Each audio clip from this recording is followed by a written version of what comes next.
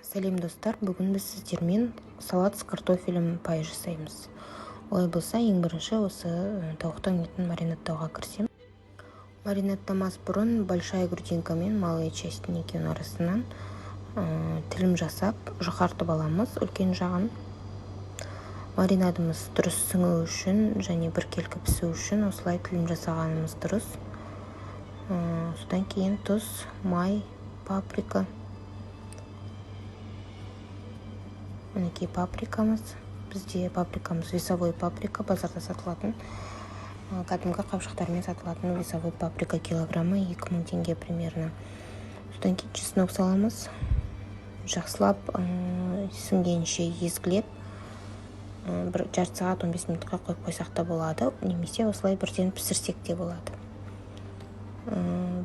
Біздің сковородкамыздың астында май жоқ, себебі біздің маринадымыз майлы. Мінекей осылай екі жағынан жақсылап пісіріп аламыз.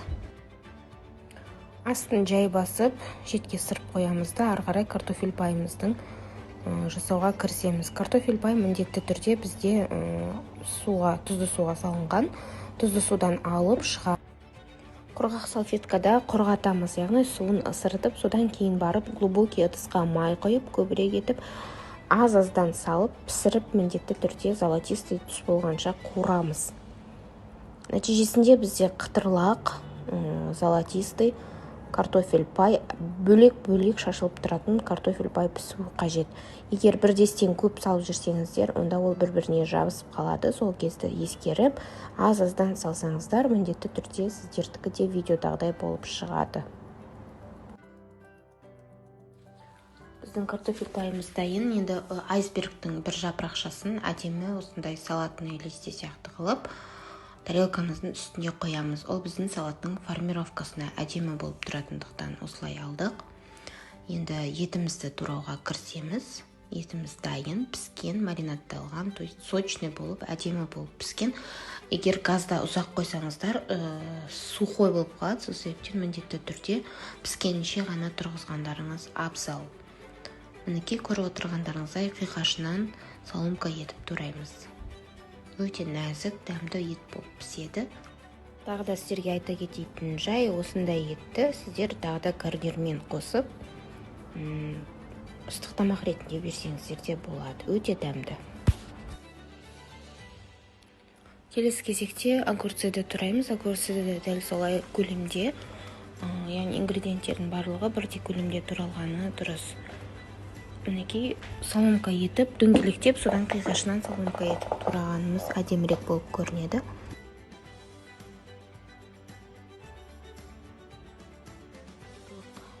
Барлық ингредиенттерді бір ыдысқа жинаймыз.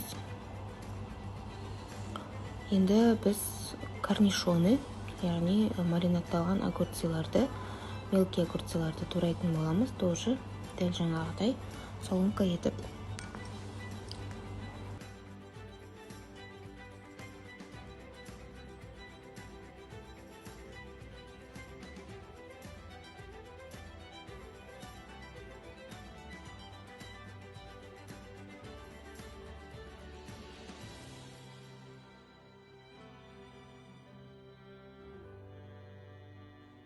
Келесі кезекте бізде қайнатылған картошка. Картошканы қайнатудың ешқандай да өзгешелігі жоқ. Кәдімгідей салқын суға жуылған картошкаларымызды салып, кішкене тұз қосып қайнатып аламыз. Піскенінше қатты езіліп кетпеу керек, және де дәл жаңағыдай басқа ингредиенттің көлеміне ұқсатып, тоже қиғаштан соломка етіп турап аламыз. Жұмыртқаны тураймыз. Жұмыртқаны тураудағы бір ерекшелігі, бізге сарысын отдельно, ағын отдельно алуымыз керек. Себебі біз сарысын қазір соусқа қосатын боламыз. Ал ағын дәл басқа ингредиенттер секілді соломка етіп турағанымыз дұрыс.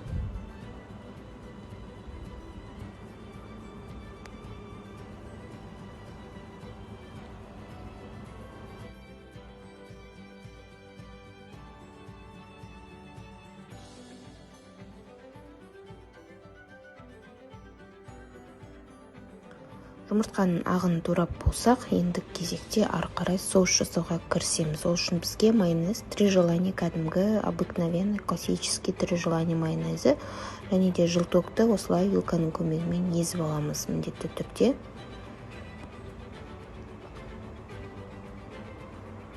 Бұл бізге майонездің дәмін өте әдемі аша түседі. Және де желтокты осы күйінде турап салатын болсаңыз, ол салаттың ішінде езіліп, сарысы бөлек шығып кетеді. Ал егер майонездің ішіне араластыратын болсаңыз, сіздің соусыңыздың дәмі өте әдемі болады. Ішіне тұз, бұрыш сеуіп, жақсылап араластырамыз.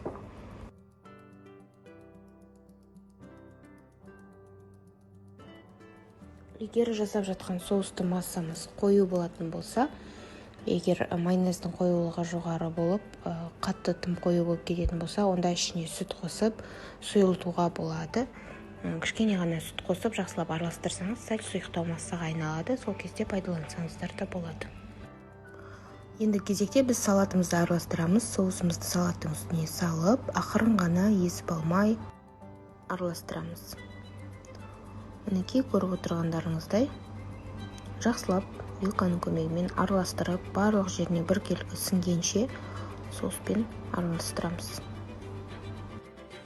Қалауыңызша татымына қарай тұз бен бұрыш қосасыз. Жаңа біз соустың ішіне де тұз бен бұрышты қосқан болатынбыз. Соған сәйкес сәл аздау қоссаңыз дұрыс болады.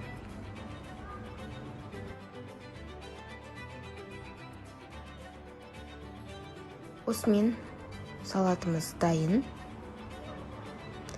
Мінекей біздің айсберг капустамыздың әдемілеп қойып, үстіне жақсылап салатты салатын боламыз.